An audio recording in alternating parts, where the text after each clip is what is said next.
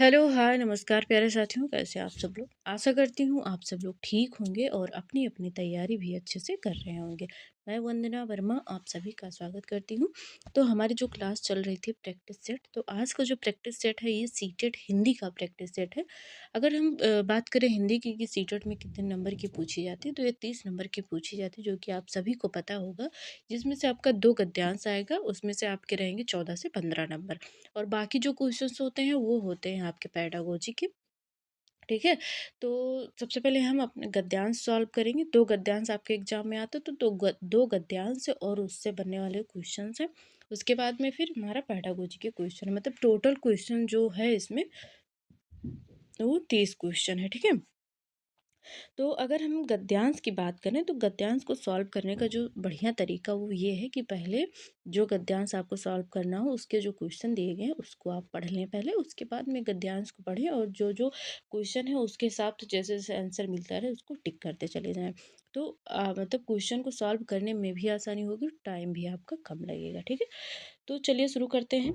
पहला गद्यांश जो हमारा है इसमें कहा गया है कि स्वतंत्रता के पश्चात, मतलब स्वतंत्रता के बाद भारत की सबसे बड़ी ट्रेजेडी, मतलब कि ट्रेजेडी मतलब त्रासदी यह नहीं है कि शासन वर्ग ने औद्योगिकरण का मार्ग चुना। ट्रेजेडी यह रही है कि पश्चिमी की देखा देखी और नकल में योजनाएं बनाते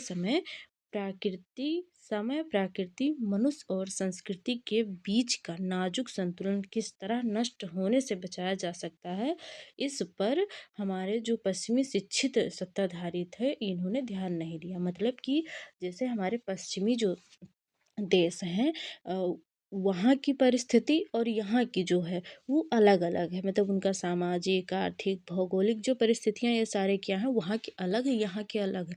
लेकिन जब जो यहाँ जब स्वतंत्रता हम लोगों को मिली उसके बाद में जब यहाँ का विकास करने की बात आई तो उन्होंने क्या किया, जो पश्चिमी देश हैं जैसे अमेरिका, यूरोप और ठीक है, अमेरिकी देश, यूरोपीय देश या पश्चिमी जो देश हैं उनको इन्होंने क्या किया, मॉडल बना लिया। मतलब उन्हीं की देखा-देखी ये लोग करने लगे। इन्होंने ये चीज़ें नहीं ध्यान दी कि वहाँ की जो भौगोलिक स्थिति है, यहाँ की भौगोलिक स्थिति है, वहाँ की जो सामाजिक चीज़ें हैं, आर्थिक चीज़ें हैं, वो अलग है, यहाँ की अलग है। लोगों ने क्या किया वहाँ, मतलब कि जैसा वहाँ पर था उन्होंने देखा-दाखी करके वैसा ही कर दिया। यहाँ पर इन्होंने ये सारी चीज़ें ध्यान नहीं दी कि यहाँ के, मतलब यहाँ कहा गया है कि समय, प्रकृति, मनुष्य और संस्कृति के बीच जो नाजुक संतुलन है, उन्होंने उसको ध्यान नहीं दिया कि हाँ, ये नष्ट हो रहा है। ठीक है? ये चीज़ें इसमें कही गई हैं। तो फिर अगला है कि हम बिना पश्चिम को, इसमें कहा गया है कि हम बिना पश्चिम को मॉडल बनाए अपनी शर्तों और मर्यादाओं के आधार पर औद्योगिक विकास का भारतीय स्वरूप निर्धारित कर सकते हैं। मतलब कि ये कह रहे हैं, इसमें जो लेखक हैं कह रहे हैं कि अगर हम पश्चिम को मॉडल ना बनाए और जो अपनी मर्यादा हमारी है, मतलब हमारी जो परिस्थिति, मतलब जो हमारी भौगोलिक परिस्थिति है, सामाजिक में जो हमारा समाज है और जो अ, मतलब कि आर्थिक स्थिति है, इन सभी को जो ध्यान में रख कर औद्योगिक विकास किया जाए, मतलब अगर भारतीय मॉडल पर आधारित करके हम क्या करें, औद्योगिक विकास करें तो अच्छा होगा, मतलब सारी चीज़ें संतुलित में रहेंगी। लेकिन ये कह रहे हैं कि कभी इनका ख़्याल भी हमारे शासकों को आया हो, ऐसा नहीं जान पड़ता कि हमें भारतीय मॉडल पर ये सारी चीज़ें बनानी चाहिए, मतलब औद्योगिक विकास करना चाहिए, ऐसा नहीं जान पड़ता कि इनको ख़्याल भी आया होगा। तो ये रहा हमारा गद्यांश रहा। मैंने आपको अपनी भाषा में समझाने की कोशिश की है कि गद्यांश कह क्या रहा है। आशा करती हूँ आपको समझ में आ गया होगा। अब हम अपने क्वेश्चन देख लेते हैं। तो पहला क्वेश्चन है कि हमें औद्योगिक विकास के लिए की आवश्यकता है, मतलब नकल तो हमने पश्चिमी देश की लेकिन हमें आवश्यकता किस चीज़ की है, तो हमें आवश्यकता है भारतीय स्वरूप की। तो ऑप्शन नंबर सी हमारा राइट आंसर हो जाएगा, भारतीय मॉडल। अब अगले क्वेश्चन की हम बात करते हैं। तो अगला क्वेश्चन हमारा दिया गया है कि शिक्षित में मूल शब्द तथा प्रत्यय हैं। अब प्रत्यय क्या होता है, तो प्रत्यय वह शब्दांश जो किसी शब्द के अंत में जुड़कर उसके अर्थ में परिवर्तन ला देते हैं, वो होते हैं प्रत्यय। ठीक है? जैसे शिक्षित है तो शिक्षा से बना है शिक्षित, तो मूल शब्द हमारा क्या हो गया? शिक्षा हो गया। तो जो शिक्षित है ये 2 शब्दों से मिलकर बना है, मतलब कि एक प्रत्यय, मूल शब्द हमारा इसमें हो गया शिक्षा और इत हो गया हमारा प्रत्यय। अब किस ऑप्शन में है? तो शिक्षा प्लस इत ये पहले ही ऑप्शन में है। अगर बाकी ऑप्शन की बात करें तो ईत आ गया है। तो यहाँ पर अगर अगर ये हम देखें कि यहाँ भी तो मतलब केवल मात्रा का ही तो अंतर है। लेकिन यहाँ क्या होगा कि अगर हम बी को माने तो यहाँ शिक्षित हो जाएगा, शिक्षित नहीं होगा, शिक्षित हो जाएगा, मतलब बड़ी ई की मात्रा लग जाएगी। अब यहाँ यहाँ पर भी ये हमारा क्या है? गलत दिया गया है, ये भी गलत है, मतलब कि तीनों ऑप्शन हमारे गलत हैं। ये भी गलत है, केवल ऑप्शन नंबर ए हमारा राइट आंसर होगा। अब अगले क्वेश्चन की अगर हम बात करें तो यहाँ कहा गया है कि समूह से भिन्न शब्द है, मतलब ये जो 4 शब्द हमारे दिए गए हैं इनमें से सबसे भिन्न कौन-सा है? पहला ऑप्शन है संस्कृति, दूसरा ऑप्शन है भारतीय, तीसरा ऑप्शन है मर्यादा और चौथा ऑप्शन है शर्त। तो अगर हम भारतीय शब्द की बात करें तो ये क्या है? एक विशेषण शब्द है, मतलब भारत का ये क्या विशेषण है? भारतीय। और ये जो बाकी 3 शब्द हैं ये अमूर्त अवधारणाएं पर आधारित है, मतलब कि जो चीज़ें दिखाई ना दे, अमूर्त हो, ठीक है? उनके उन पर ये आधारित है, इसलिए जो भिन्न है वो हमारा ऑप्शन नंबर बी हमारा राइट आंसर हो जाएगा। अब हम अगले क्वेश्चन की बात कर लेते हैं। अगला क्वेश्चन है हमारा कि योजनाएं निर्धारित करते समय प्रमुख है, मतलब क्या हमें ध्यान रखना चाहिए योजना, अगर हम कोई योजना बना रहे हैं तो क्या ध्यान रखना चाहिए? अब हम अपने गद्यांश पर चलते हैं, क्या हमारा कहा गया है, ठीक है? तो गद्यांश में कहा गया है, आप देख सकते हैं कि योजनाएं बनाते समय प्रकृति, मनुष्य और संस्कृति के बीच जो नाजुक संतुलन है उसको ध्यान में रखना चाहिए। पर इन्होंने क्या किया? पश्चिमी की देखा दाखी इन चीज़ों पर ध्यान नहीं दिया। तो ध्यान किस पर देना है हमें? प्रकृति, मनुष्य और संस्कृति के बीच संतुलन का, ठीक है? अब देख लेते हैं किस ऑप्शन में है। पहला ऑप्शन है प्राकृतिक की अपेक्षा मनुष्य की उन्नति का विशेष ध्यान रखना, यही किया गया है, ये गलत है। दूसरा ऑप्शन है प्राकृतिक सौंदर्य का विशेष ध्यान रखना, अगर केवल हम यही ध्यान रखेंगे तो भाई विकास नहीं हो पाएगा, हमें क्या करना? संतुलन बनाना, तो ये भी नहीं होगा। समय सीमा का ध्यान रखना, ये नहीं होगा, मतलब हम समय सीमा ध्यान रख रहे हैं, ना तो मनुष्य को वरीयता दे रहे हैं ना ही प्रकृति को, तो ये गलत है। डी ऑप्शन हमारा राइट आंसर हो जाएगा, क्योंकि 3 ऑप्शन हमारे पहले ही कट चुके हैं। प्रकृति और मनुष्य के संतुलन को बनाए रखना ये होता है प्रमुख है कि योजना अगर हम निर्धारित कर रहे हैं तो कोई भी योजना हम बना रहे हैं तो उसमें संतुलन जरूरी होता है, ठीक है? तो ऑप्शन नंबर डी हमारा राइट आंसर हो जाएगा। अब हम अगले क्वेश्चन की बात करते हैं। यहाँ है कि गद्यांश में किस बिंदु को अनुचित ठहराया गया है? पहला औद्योगिक विकास, नहीं, इसको अनुचित नहीं ठहराया गया है। पश्चिमी अंधानुकरण, प्राकृतिक की उपेक्षा और प्राकृतिक को अधिक महत्व देना।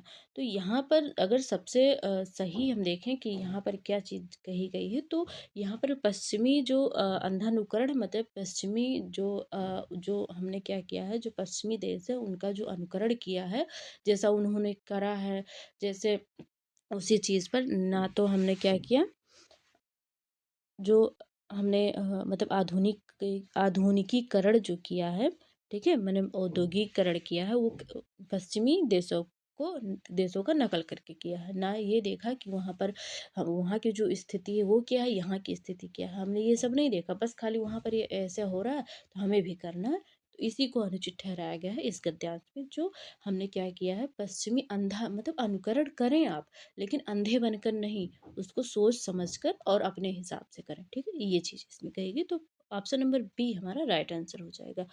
अगला हमारा क्वेश्चन है कि स्वतंत्रता के बाद भारत की त्रासदी है पश्चिमी देशों का अंधानुकरण, भारतीय मॉडल, औद्योगिकीकरण और पंचवर्षीय योजना।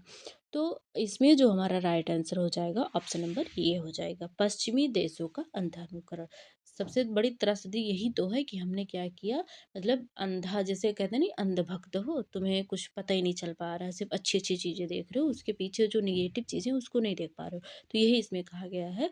तो इसमें जो भारत की जो स्वतंत्रता के बाद भारत की जो त्रासदी है वो यही है कि पश्चिमी देशों का अंधा अनुकरण, मतलब होता है नकल करना, तो अंधा अनुकरण, ठीक है?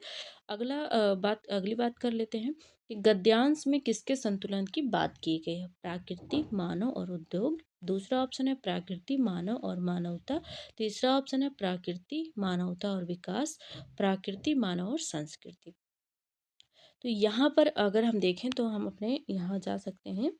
हमारा जो है यहाँ पर कहा गया है, ये देखिए, प्रकृति, मनुष्य और संस्कृति, ठीक है, 3 चीज़ें हैं।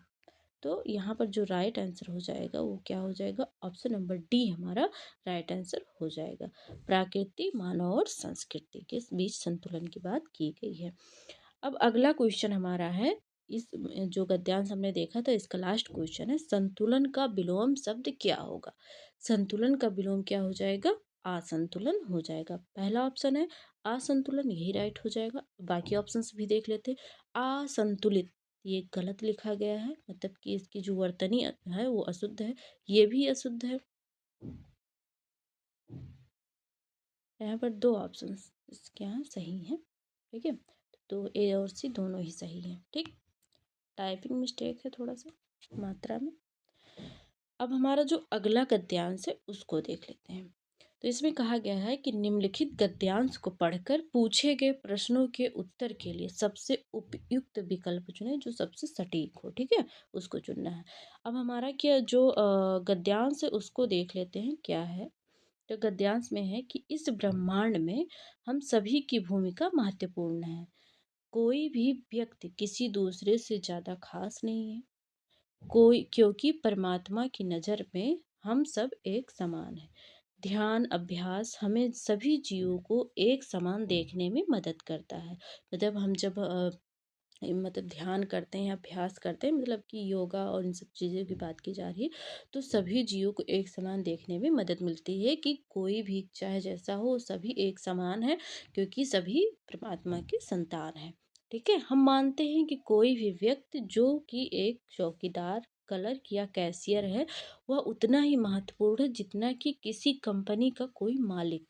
हमें समझ आता है कि किसी कंपनी का मालिक कर्मचारियों के बिना काम नहीं कर सकता, ठीक है। मान लीजिए बहुत बड़ी कंपनी है और आपके कंपनी में कोई कर्मचारी ही नहीं, तो जो कंपनी का मालिक है वो तो सारे काम अकेले नहीं कर सकता ना। तो यही चीज़ें कहा गया है यहाँ पे कि इसी मतलब आपको समझाया जा रहा है कि सारी चीज़ें जो हैं एक दूसरे से क्या है, संबंधित है, मतलब एक ही समान है सब चीज़ें। चाहे वह वेतन कितना पाने वाले व्यक्ति हों या सबसे कम वेतन पाने वाले व्यक्ति हों, सभी लोग अपनी अपनी जगह महत्वपूर्ण हैं। भले ही हम बाहर से रंग, रूप, समाज, संस्कृति आदि के स्तर पर अलग दिखते हैं, लेकिन परम पिता परमेश्वर को की संतान होने के नाते हम सभी एक समान हैं। तो ये सारी चीज़ें, ये हो गया आपका गद्यांश, और आशा करती हूँ आपको समझ में आया होगा। अब जो गद्यांश का हमारा पहला क्वेश्चन है इसको देखते हैं। इसमें कहा गया है कि गद्यांश के आधार पर कहा जा सकता है कि हम सभी समान हैं, क्योंकि हम सभी समान क्यों हैं, अभी बताया गया कि हम सब क्या हैं, परमात्मा की संतान हैं, ठीक है। हम ईश्वर की संतान हैं, हम कंपनी के कर्मचारी हैं, नहीं भाई, ऐसी कोई बात ही नहीं की गई है।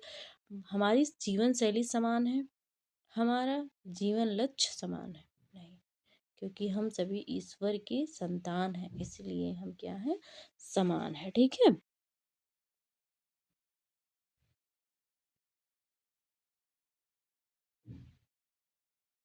1 मिनट रुकिए आप। राइट आंसर ये नहीं होगा, ठीक है। क्यों नहीं होगा, यहाँ पर जो आयोग ने राइट आंसर माना है वो ऑप्शन सी को माना है।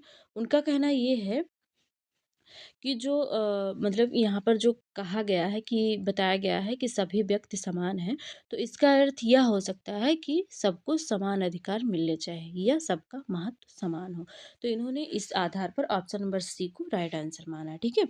अब आगे हम बात करते हैं अगले क्वेश्चन की। तो सभी व्यक्तियों के समान दृष्टि से देखने में सहायक है। सभी व्यक्तियों के समान दृष्टि से देखने में सहायक है। पहला ऑप्शन है व्यवहारिक होना, दूसरा ऑप्शन है ज्ञान का अभ्यास, तीसरा ऑप्शन है समान दृष्टि का अभ्यास, और चौथा ऑप्शन है आचरण का अभ्यास। अब हम अपने यहाँ जाते हैं, कहाँ जाते हैं, गद्यांश पर भाई, और कहाँ जाएंगे। तो क्या है यहाँ, ध्यान और अभ्यास हमें सभी जीवों को एक समान देखने में क्या करते हैं, मदद करते हैं। तो ज्ञान का अभ्यास, ऑप्शन नंबर बी इसका राइट आंसर हो जाएगा, ठीक है। आगे देखते हैं। किसी भी कार्य की सफलता में योगदान होता है। किसका योगदान होता है? अभी देखा कि सभी का योगदान होता है। सभी की समदृष्टि का, पदाधिकारी के श्रम का, सभी के परिश्रम का, सभी के धन का। तो अभी हमने क्या देखा यहाँ पर, आप अपना गद्यांश देख सकते हैं कि किसी कंपनी का मालिक कर्मचारियों के बिना काम नहीं कर सकता, चाहे वह कितना वेतन पाने वाला व्यक्ति हो या सबसे कम वेतन पाने वाला व्यक्ति हो। सभी लोग अपनी अपनी जगह महत्वपूर्ण है। ठीक है, तो देखिए इसका जो राइट आंसर हो जाएगा वो क्या होगा, आप लोग बताएं। तो इसका राइट हो जाएगा सभी के परिश्रम का। अगर मान लीजिए कि कर्मचारी जो हैं, बहुत सारे कर्मचारी आपने रख लिया, ठीक है, और जो कर्मचारी का एक लीडर होता है, अगर वो क्या कर रहा है, आराम से सो रहा है, ठीक है, तो क्या होगा कि कर्मचारी भी बहुत अच्छे से काम नहीं करेंगे और कोई भी काम होगा वो टाइम पर नहीं हो पाएगा। तो इसमें सभी का योगदान होता है, थोड़ा थोड़ा परिश्रम होता है, तभी कोई चीज़ सफल हो पाती है। तो ऑप्शन नंबर सी इसका राइट आंसर हो जाएगा। अगला क्वेश्चन हमारा है कि समूह से भिन्न है, संस्कृति ज़्यादा, व्यक्ति महत्वपूर्ण। तो अगर हम देखें कि जो सबसे महत्वपूर्ण है वो यहाँ पर, ओ सॉरी, सबसे भिन्न है वो है संस्कृति, यहाँ पर भिन्न है। क्योंकि जो संस्कृति है ये किससे संबंधित है, तो ये क्या है, समाज या समाज या समूह के रीति रिवाज, परंपरा और विचार को दर्शाता है। ठीक है, और ये सारी चीज़ें अलग अलग हैं। तो ये जो है सबसे, इन सबसे, जबकि ये सारी चीज़ें जो हैं ये ना तो रीति रिवाज को दर्शाती हैं और ना ही परंपरा को दर्शाती हैं। ऑप्शन नंबर ये हमारा राइट आंसर हो जाएगा, ये सभी से भिन्न है। अब अगला क्वेश्चन जो हमारा है ये है, अगला क्वेश्चन है कि गद्यांश में सभी मनुष्यों को समान भाव से देखने डॉट डॉट एवं पर बल दिया गया है। यहाँ पर बोल लिखा है, इसको सही कर लीजिएगा, ये बल है। ठीक है, बल दिया गया है। पहला ऑप्शन है व्यवहार करने पर, दूसरा ऑप्शन है विशेष मानने, समान वेतन देने, समान नौकरी करने या नौकरी देने।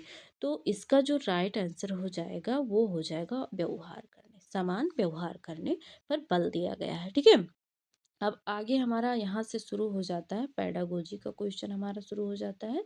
ये जो है, इसमें पहला क्वेश्चन है जो पेडागोजी का है वो है कि निम्नलिखित में से हमारा, एक सेकेंड रुकिए, पहला क्वेश्चन क्या कहा गया है, इसमें नहीं कहा गया है, सही नहीं है। निम्नलिखित में से कौन सा आकलन के बारे में सही नहीं है, क्या कहा गया है कि आकलन के बारे में सही नहीं है। तो पहला ऑप्शन है कि सभी, यह विद्यार्थियों की प्रगति की गति का मूल्यांकन करने में मदद करता है, ये तो सही है। यह केवल अध्यापक द्वारा ही किया जा सकता है, नहीं। आकलन जो है वो विद्यार्थी स्वयं भी करता है। जैसे कोई टॉपिक वो पढ़ रहा है, ठीक है, वो टॉपिक पढ़ने के बाद उसने क्वेश्चन सॉल्व किया, या मतलब क्या किया, उसने क्वेश्चन सॉल्व किया। अब वो क्वेश्चन अगर उससे सॉल्व नहीं हो पा रहे हैं तो वो अपना आकलन ही तो कर रहा है कि मुझे कितनी चीज़ें समझ में आ गई, कितनी नहीं आ गई, इसमें क्या हमारी कमियां रह गई, यही सब आकलन में देखा जाता है। तो बच्चा स्वयं भी कर सकता है और कोई दूसरा व्यक्ति भी कर सकता है, ज़रूरी नहीं कि आकलन केवल टीचर के ही द्वारा हो। तो ये ऑप्शन हमारा गलत है, इसमें सही नहीं पूछा गया है। तो ऑप्शन नंबर जो वी होगा यही हमारा राइट आंसर हो जाएगा, क्योंकि सही नहीं पूछा गया है। बाकी ऑप्शंस भी देख लेते हैं। यह विद्यार्थी की प्रगति के बारे में समग्र दृष्टिकोण प्रदान करता है, सही है, तो यह नहीं पूछा गया तो इसको गलत मान देंगे। यदि यह विद्यार्थियों की उपलब्धि के बारे में ठोस साक्ष्य प्रस्तुत करता है, तो ये भी हमारा ऑप्शन सही है। ठीक है, अब अगले क्वेश्चन की हम बात कर लेते हैं। तो अगला क्वेश्चन हमारा है, अगला क्वेश्चन क्या है कि अधिगम में रह रही कमियों को देखने के संदर्भ में त्रुटि विश्लेषण महत्वपूर्ण है।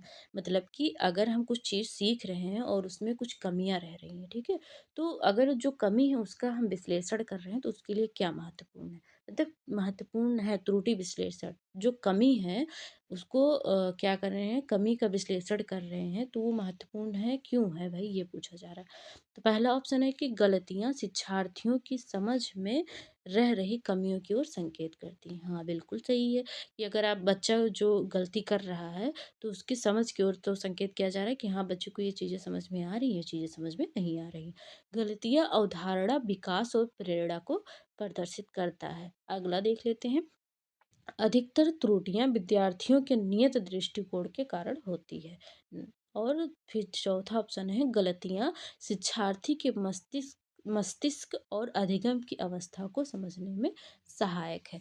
तो जो इसका जब सबसे सटीक आंसर हो जाएगा वो हो जाएगा ऑप्शन नंबर डी, हमारा राइट आंसर हो जाएगा। क्योंकि गलतियों से क्या होता है कि जो बच्चे के मस्तिष्क और अधिगम की जो अवस्था है इसको समझने में हमें सहायता मिलती है। ठीक है, इसमें सबसे सटीक कहा गया है, तो अगर सटीक की बात की जाए तो ऑप्शन नंबर डी ही हमारा सबसे सटीक है। पहला भी हमारा सही है, लेकिन जितना सही डी है उतना सही हमारा पहला नहीं है। ठीक है, अब अगला क्वेश्चन हमारा है कि क्या अर्जित किया गया है सीखे गए की मॉनिटरिंग करने में मदद करता है। पहला ऑप्शन है शिक्षार्थी तभी मॉनिटरिंग कर सकते हैं जब उन्हें नियमों की पर्याप्त जानकारी हो और पर्याप्त समय हो। दूसरा ऑप्शन है कि यह द्वितीय भाषा अर्जन के संदर्भ में प्रयुक्त की जाती है। यह अर्जन और अधिगम के संबंध पर आधारित है। यह अर्जन और अधिगम के संबंध पर आधारित है। तो इसमें मैंने एक ऑप्शन ही नहीं लिखा है भाई, जो कि सही था वो सही। ठीक है, मैं बता दे रही हूँ आपको ऐसे ही। तो स्टीफन क्रेसन के अनुसार ये कहा गया कि जो मॉनिटरिंग है, मॉनिटरिंग अर्जित भाषा पर लागू नहीं होती। जो मॉनिटरिंग है किस पर लागू नहीं होती, तो स्टीफन क्रेसन ने कहा कि मॉनिटरिंग जो है ये अर्जित भाषा पर लागू नहीं होती है, बल्कि सीखी हुई भाषा पर ये लागू होती है। ठीक है, तो जो बी ऑप्शन हमारा इसमें कहा गया है शिक्षार्थी तभी मॉनिटरिंग कर सकता है जब उसे पर्याप्त क्या हो जानकारी हो और पर्याप्त समय हो, तो ये गलत हो गया है। ठीक है, द्वितीय भाषा अर्जन के संदर्भ में प्रयुक्त की गई है। ठीक, तो ये तीनों ही ऑप्शन गलत है। ठीक है, सही हमारा क्या है, सही ये है कि मॉनिटरिंग जो है, कौन कह रहे हैं, स्टीफन क्रेसन कह रहे हैं कि मॉनिटरिंग अर्जित भाषा पर लागू नहीं होती है, बल्कि जो हम सीखते हैं उस पर लागू होती है। अर्जन एक स्वाभाविक प्रक्रिया होती है। ठीक है, अर्जन क्या होती है, एक स्वाभाविक प्रक्रिया होती है, जबकि सीखने के लिए जागरूक प्रयास की आवश्यकता होती है। मतलब अगर हम सीख रहे हैं तो उसके लिए हमें जागरूक होना चाहिए, ये आवश्यक होता है। इसलिए हमारा जो कथन है वो पहला सही है, जो कि इसमें नहीं है। तो कोई बात नहीं, मैंने आपको बता दिया कि इसमें राइट आंसर क्या होगा। ठीक है, अगला क्वेश्चन देखते हैं। अगला क्वेश्चन है कि निम्नलिखित में से कौन सा रचनात्मक आकलन का उदाहरण नहीं है। अगर हम रचनात्मक की बात करें तो रचनात्मक जो होता है, रचनात्मक आकलन जो होता है ये निरंतर चलती है। ठीक है,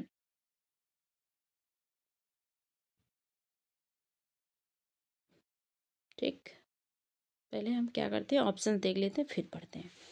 समग्र लिखित परीक्षा और सत्र के विभिन्न अवधियों में दिए गए कुछ और कार्यों का मिश्रण। पूरे सत्र भर में लघु अवधि परीक्षा से लेकर सहपाठी समीक्षा जैसी होने वाली आकलन की युक्ति।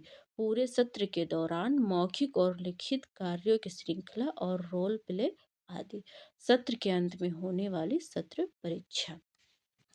तो इसमें क्या कहा गया है कि उदाहरण नहीं कहा गया है। ठीक, तो अगर हम बात करें रचनात्मक आकलन की, तो जो रचनात्मक आकलन है ये जो है सत्र के अंत में होने वाली परीक्षा का उदाहरण नहीं है, क्योंकि पूरे सत्र का मूल्यांकन अंतिम परीक्षा के आधार पर किया जाता है, जो छात्र की निरंतर प्रगति को नहीं दर्शाता है।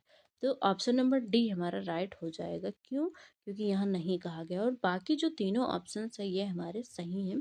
रचनात्मक आकलन जो होता है निरंतर चलता है। ठीक है, अगर बच्चे को आपने कुछ पढ़ाया और पढ़ाने के बाद में आपने उससे क्वेश्चन पूछा, अगर वो बता ले जा रहा है या उसमें कुछ कमियां आ रही हैं, तो ये सारी चीज़ें हम तुरंत ही सॉल्व कर रहे हैं, तो ये रचनात्मक आकलन में आ जाएगा। अगर बच्चे किसी ग्रुप में बच्चे को आपने पढ़ा दिया है, बैठा दिया है, तो उसके जो साथी सहपाठी हैं वो भी आपस में डिस्कस कर रहे हैं, कोई रोल प्ले कर रहे हैं या कुछ भी कर रहे हैं, तो ये सारी चीज़ें भी रचनात्मक आकलन के अंतर्गत आएंगी।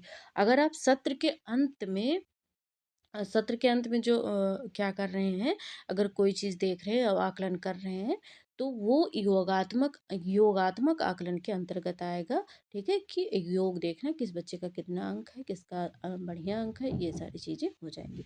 तो सबसे जो इसका जो राइट आंसर होगा ऑप्शन नंबर डी हो जाएगा।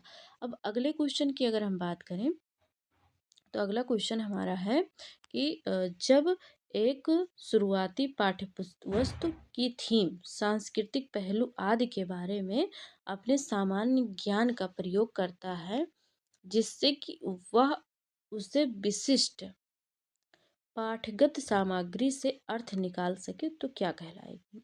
दोबारा पढ़ते हैं। जब एक शुरुआती पाठक, मतलब शुरुआती पाठक है, वो पाठ्य वस्तु की थीम, मतलब पाठ्य वस्तु की जो थीम है, मतलब प्रकरण है, सांस्कृतिक पहलू आदि के बारे में, और अपने सामान्य ज्ञान का प्रयोग करते हुए, मतलब प्रयोग करता है, उसको पढ़ रहा है और क्या कर रहा है, जो उसका सामान्य ज्ञान है उसका प्रयोग कर रहा है, जिससे कि वह विशिष्ट पाठ्यगत सामग्री से अर्थ निकाल सके। मतलब कि जो उस सामग्री से वो जो उसके पास सामान्य ज्ञान है और जो पढ़ रहा है सांस्कृतिक पहलू के बारे में, तो अपने सामान्य ज्ञान का यूज कर रहा है उसमें, उसके अर्थ को समझने के लिए। तो यह क्या कहलाएगा, ये पूछा जा रहा है। तल ऊर्ध्वगामी उपागम, तल अधोगामी और ऊर्ध्व अधोगामी, ऊर्ध्व ऊर्ध्वगामी उपागम, यहाँ पर होगा ऊर्ध्व अधोगामी उपागम। ठीक है, तो अगर हम बात करें इसमें, तो राइट आंसर हो जाएगा ऑप्शन नंबर सी, ऊर्ध्व अधोगामी। क्या हो जाएगा, ऊर्ध्व अधोगामी, इसमें इसका राइट आंसर हो जाएगा। अब थोड़ी सी इस पर डिस्कस कर लेते हैं। तो इस उपागम में पाठक जो होता है वो अपने पिछले ज्ञान का, उसका जो पिछले ज्ञान का अनुभव होता है, अनुभव और संदर्भ का उपयोग करता है पाठ को, मतलब क्या करता है कि जो उसके पूर्व ज्ञान होते हैं और उसके आधार, मतलब जो उसके ज्ञान है, पूर्व अनुभव है और संदर्भ का उपयोग करके पाठ की समझ बनाता है। जब एक शुरुआती पाठक किसी थीम, मतलब जो सांस्कृतिक पहलू के बारे में है, उपयोग करता है, तो वो ऊर्ध्व अधोगामी उपागम का पालन कर रहा होता है, मतलब कि ऊपर बढ़ रहा होता है। ठीक है, सामान्य ज्ञान से अगर आप विशिष्ट की तरफ जा रहे हो, तो वो आपका क्या हो जाएगा, ऊपर ही तो जा रहे हैं। तो ये चीज इसमें कही गई है। तो ऊर्ध्व मतलब ऊपर, अधोगामी ऊपर चढ़ना। ठीक, अगला क्वेश्चन देखते हैं। अगला क्वेश्चन है हमारा कि निम्नलिखित में से कौन सा पाठ सामग्री की बोधगम्यता और शब्दावली के विकास में मदद नहीं करेगा। ठीक है, पहला क्वेश्चन क्या है कि कौन सा पाठ सामग्री बोधगम्यता और शब्दावली के विकास में मदद नहीं करेगा। पहला है थीम मानचित्र, दूसरा है चित्र शब्दकोश, और चौथा है शब्द मानचित्र, और तीसरा है शब्द मानचित्र, और चौथा है वर्णमाला चार्ट। तो इसमें जो राइट आंसर हो जाएगा वो हो जाएगा ऑप्शन नंबर डी, वर्णमाला चार्ट हो जाएगा। ठीक है, शब्दावली के विकास में मदद नहीं करेगा, तो वो क्या होगा, वर्णमाला हो जाएगा। क्यों, वर्णमाला चार्ट जो होता है केवल अक्षरों को पहचानने और क्रमबद्ध करने में मदद करता है। वर्णमाला क्या करता है, अक्षर पहचानने और वर्णों के को क्रमबद्ध में प्रयोग करने पर की मदद करता है, कि वर्ण के मतलब कौन सा वर्ण किस वर्ण के बाद आएगा।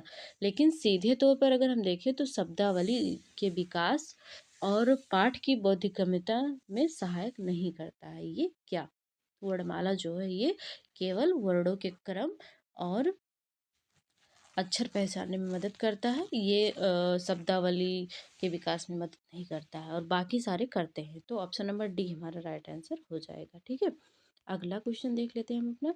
तो अगला क्वेश्चन हमारा है कि निम्नलिखित में से कौन सा कथन आकलन के दो मुख्य प्रकारों के संदर्भ में सही है।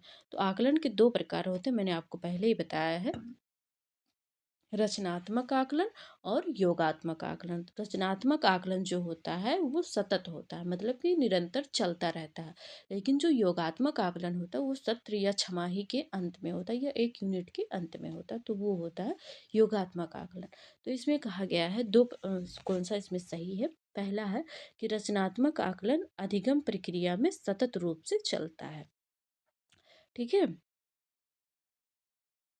और जो दूसरा ऑप्शन है कि योगात्मक आकलन अधिगम प्रक्रिया से पहले और उसके दौरान किया जाता है। भाई अधिगम से पहले आप कौन सा आकलन कर लेंगे बच्चों का, तो ये तो हमारा वैसे ही गलत है। ठीक है। रचनात्मक आकलन अधिगम के प्रकारों के स्थान पर नियमों पर अधिक ध्यान देता नहीं। योगात्मक आकलन वर्ष भर चलने वाले आकलन के प्रत्येक स्वरूप की समग्रता के बारे में है। तो इसका जो राइट आंसर हो जाएगा ऑप्शन नंबर ए हो जाएगा कि रचनात्मक आकलन जो कहा गया है वो सही है, कि ये अधिगम प्रक्रिया में सतत रूप से चलता है। ठीक है। जो रचनात्मक आकलन है ये सतत रूप से चलता है, अधिगम के दौरान निरंतर रूप से चलता है। इसका जो रचनात्मक आकलन है इसका उद्देश्य होता है कि छात्रों की जो सीखने की प्रगति है को उनको समझना, उनकी कमजोरियों की पहचान करना और तुरंत सुधार करना, ये होता है रचनात्मक आकलन। ठीक है। तो ऑप्शन नंबर ए हमारा राइट आंसर हो जाएगा। अगले क्वेश्चन की अगर हम बात करें तो अगला क्वेश्चन हमारा है कि निम्नलिखित में से किसके द्वारा समावेशी की कक्षा सृजित करने में मदद नहीं मिलेगी। तो अगर हम सबसे पहले समावेशी की बात करें तो समावेशी का अर्थ ये होता है कि एक ही छत के नीचे चाहे विशिष्ट बालक हो, चाहे सामान्य बालक हो, या कोई दिव्यांग हो, मतलब कोई भी हो, किसी भी प्रकार का हो, तो इसमें विशिष्ट में सब लोग आ जाएं। विशिष्ट में ही सारे लोग आ जाएंगे, चाहे वो प्रतिभाशाली हो, चाहे सामान्य बच्चा हो, या कोई विकलांग मतलब दिव्यांग बच्चा हो, या दृष्टिबाधित हो, कोई भी हो, सभी को एक छत के नीचे ही पढ़ाना समावेशी कक्षा कहलाता है। ठीक है। तो बहुभाषिक उपागम का अनुपालन करना। ठीक है। मतलब वो कहीं से किसी भी क्षेत्र से आया हो, चाहे उसकी जो भी संस्कृति रही हो। ठीक है। दूसरा है कि कक्षा में कुछ विद्यार्थियों को कक्षा प्रमुख बना देना। सहपाठी समूह अंतःक्रिया और पृष्ठपोषण व्यवस्था, समूह में कार्य करने के लिए देना। तो जो इसका राइट आंसर हो जाएगा वो हो जाएगा ऑप्शन नंबर बी, कक्षा में शिक्षार्थियों को कक्षा प्रमुख बना देना। कक्षा में ठीक है, कक्षा में विद्यार्थियों को कक्षा प्रमुख या मॉनिटर बनाने से कक्षा में असमानता उत्पन्न हो सकती है। इसमें नहीं पूछा गया है भाई, ये ध्यान रखिएगा, इसमें नहीं पूछा गया है। अगर आप कक्षा में क्या करेंगे, कुछ विद्यार्थी को मॉनिटर बना देंगे तो कक्षा में असमानता उत्पन्न हो सकती है और इससे बाकी जो छात्र हैं उनमें अलगाव की भावना आ सकती है। तो समावेशी कक्षा का लक्ष्य होता है कि सभी विद्यार्थियों को समान अवसर देना, ना कि कुछ को विशेष अवसर देना। मतलब कि यहाँ पर क्या किया जाएगा, मॉनिटर तो होंगे लेकिन इस प्रकार बनाए, एक हफ्ते के लिए मान लीजिए एक कक्षा में 10 छात्र हैं, तो एक हफ्ता के लिए आपने 2 लोगों को बना दिया, फिर दूसरे हफ्ते में कोई दूसरा होगा, तीसरे हफ्ते में कोई दूसरा मॉनिटर होगा। इस तरह अगर आप बना रहे हैं तो वो उसमें बच्चे को अलगाव महसूस नहीं होगा। लेकिन आपने केवल 10 में से 3 लोगों को मॉनिटर बना दिया और बाकी को क्या किया, छोड़ दिया, मतलब उनको नहीं कुछ वो बनाया, कहा कि ये 3 ही योग्य हैं मॉनिटर बनने के लिए, तो भाई उनमें क्या होगा, अलगाव उत्पन्न हो जाएगा। मतलब वो तो देख लेते हैं कि इसमें दोबारा देख लेते हैं क्वेश्चन। ठीक है, क्योंकि मेरा बेटा रोने लगा था, तो थोड़ी सी बीच में मुझे क्लास रोकनी पड़ी थी। ठीक है। तो दोबारा देखते हैं, निम्नलिखित में से किसके द्वारा समावेशी कक्षा सृजित करने में मदद नहीं मिलेगी। तो समावेशी कक्षा जो है कहते किसे हैं, तो जिसमें विशिष्ट बालक, मतलब कि जिसमें प्रतिभाशाली बालक भी हो, सामान्य हो, दिव्यांग भी हो, मंदबुद्धि के भी हो, मतलब सभी हों और सभी को समान अवसर दिया जाए और एक ही छत के नीचे सभी को पढ़ाया जाए, तो वो होता है समावेशी कक्षा। तो इसमें मदद नहीं करेगा, आपसे कहा गया है। पहला है बहुभाषिक उपागम का अनुपालन करना, मतलब कि जो देखिए मतलब कि जो बच्चे होते कई जहाँ जहाँ से आएंगे उनकी संस्कृति अलग अलग होगी, तो सभी का अनुपालन करना। कक्षा में कुछ विद्यार्थियों का कक्षा का प्रमुख बना देना। तीसरा ऑप्शन है कि सहपाठी समूह अंतःक्रिया और पृष्ठपोषण व्यवस्था, मतलब कि जो सहपाठी हैं वो एक दूसरे से क्या करें, अंतःक्रिया करें, तो ये तो सही है। समूह में कार्य करने के लिए देना, मतलब सभी को एक साथ कार्य करने के लिए देना, तो ये भी सही है। लेकिन जो हमारा बी ऑप्शन है कि कह रहा है यहाँ पर कि कक्षा में कुछ विद्यार्थियों को कक्षा प्रमुख बना देना, तो ये जो है ये निगेटिव है। क्यों निगेटिव है? ये जो है समावेशी कक्षा सृजन में मदद नहीं करेगा, क्योंकि अगर आप किसी एक बच्चे को, कुछ विद्यार्थियों को अगर आप कक्षा का प्रमुख बना देंगे, तो क्या होगा कि जो दूसरे बच्चे होंगे उनमें हीन भावना आ जाएगी, मतलब अलगाव की भावना आ सकती है। समावेशी कक्षा का उद्देश्य ये होता है कि सभी को समान अवसर दिया जाए, ठीक है। तो क्या होगा कि सभी देना, ना कि कुछ विशेषाधिकार देना, मतलब कि अगर समावेशी कक्षा है, अगर जो उसमें प्रतिभाशाली बच्चा, अगर आपने उनको क्या किया, क्लास का मॉनिटर बना दिया, तो जो मतलब कि औसत वाले हैं या जो मंद बुद्धि के या जो दिव्यांगजन हैं, उनके अंदर एक अलगाव की भावना आ जाएगी, ठीक है।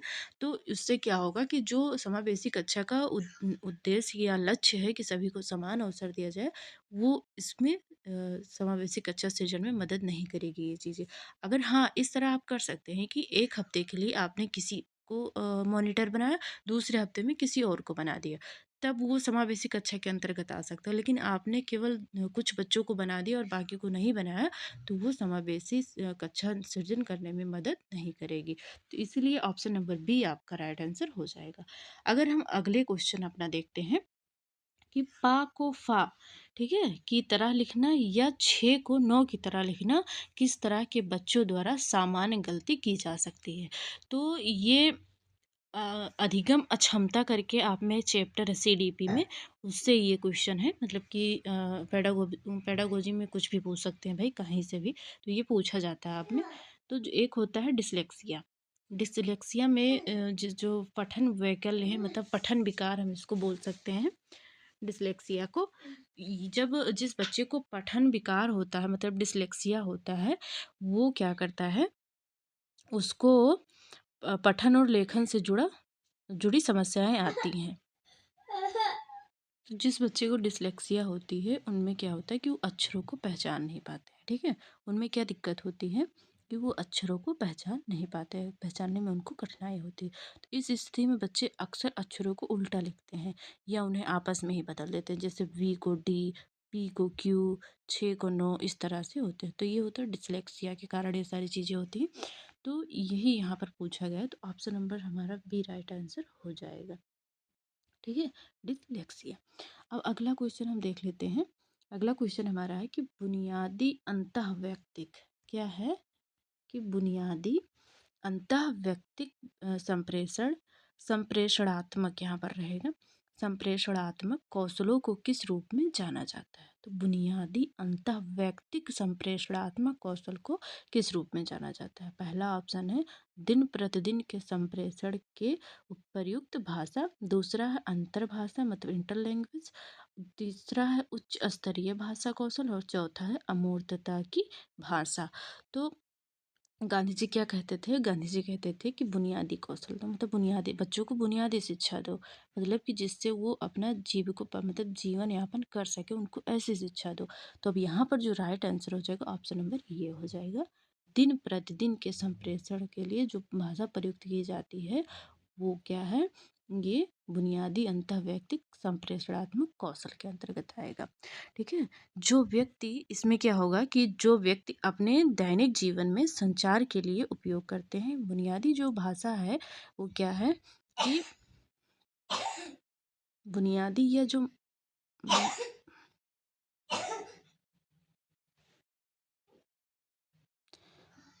मौलिक संप्रेषणात्मक कौशल होता है, इसमें क्या होता है कि व्यक्ति अपने दैनिक जीवन में संचार के लिए उपयोग करता है। ये कौशल व्यक्तिगत बातचीत, सामाजिक संवाद, सामान्य भाषा प्रयोग से जुड़े होते हैं, ठीक है। इसलिए इसे प्रतिदिन के संप्रेषण में प्रयुक्त भाषा कहा जाता है। जो बुनियादी भाषा है, इसमें जो लोग बोलचाल की भाषा में रोज प्रयोग करते हैं, वही है, ठीक है। तो इसमें जो ऑप्शन नंबर ए हो जाएगा हमारा राइट आंसर हो जाएगा। अगला क्वेश्चन हमारा है कि